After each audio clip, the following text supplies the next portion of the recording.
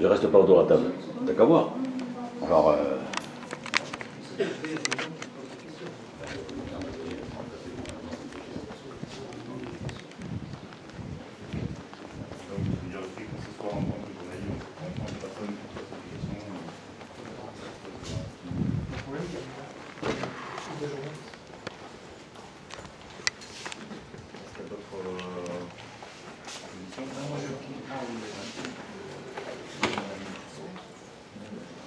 ça me dérange un petit peu, vous le savez, parce qu'il y a des combats qui se mènent de différentes manières.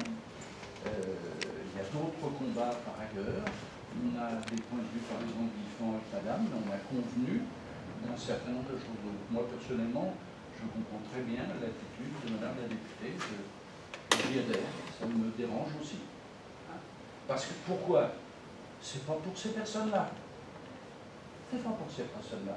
Ils ont un objectif, une manière de faire.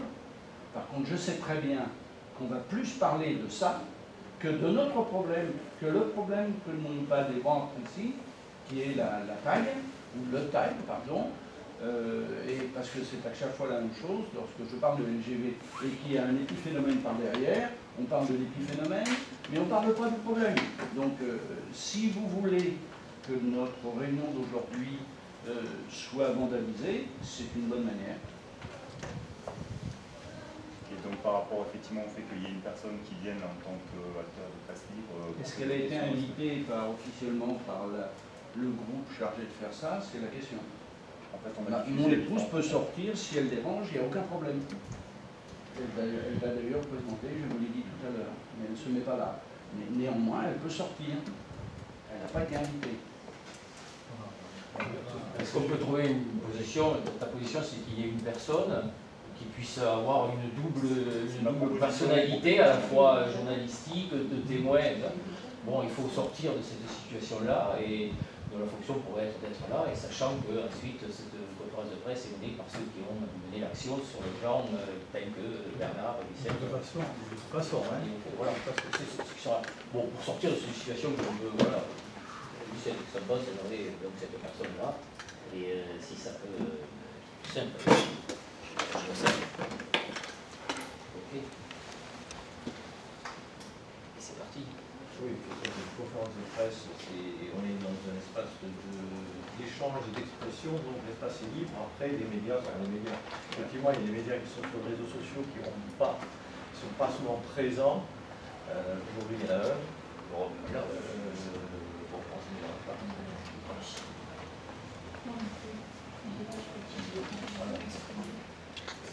chacun garde son espace. Je regrette que ce n'ait pas été averti avant. Mais je peux accepter de ne pas avancer. Mais l'invitation à la conférence de presse a été quand même large. On ne peut pas dire à l'avance qui y aura, qui n'y aura pas. Le message que je reçois, moi, il y par avait principe. une liste. C'est par principe. C'est pas qu'il y aurait d'autres. Je n'avais pas vu d'autres autour de la table. Pardon? Moi, j'ai reçu une liste de gens présents à la Comme conférence intervenant. de presse. Comme intervenant, oui. Comme intervenant, oui. Là, tu parles des intervenants. Là, on parle, si tu veux, des journalistes, des médias invités. Ce qui est, voilà. Qu'on ne contrôle pas, si tu veux. Les intervenants, bien sûr. Mais les invités, on ne les contrôle pas de façon aussi rigoureuse. Non, mais la situation est claire. Là. Ouais, c'est parti. Oui.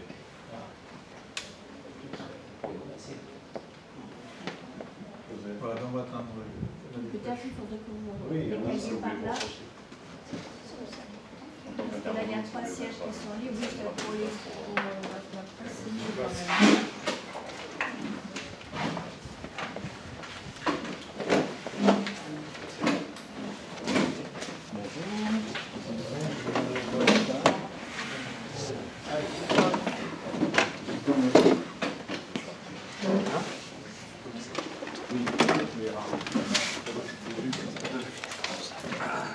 Bien, mais bonjour et merci d'être là. On va peut-être rapidement, les personnes autour de la table, vous en connaissez un certain nombre, il y en a peut-être que vous ne connaissez pas, donc rapidement elles vont se présenter. Jean-Pierre, tu commences ? Donc il y en a quand même de la séparation. Annie Brouillard, adjointe à l'environnement et au milieu de passage. Claude Chemin, Pôle Opus. Vous êtes tous les députés. Jean-Marc Perret. Raymond Gérardi, élu et responsable du MODEF, syndicat paysan. Jean-Christophe Robert, association filière paysanne. Christian Crozet, représentant Confédération paysanne. Jacques Chèvre, représentant Terre de Liens. Jean-Philippe Mayos, conseiller municipal de la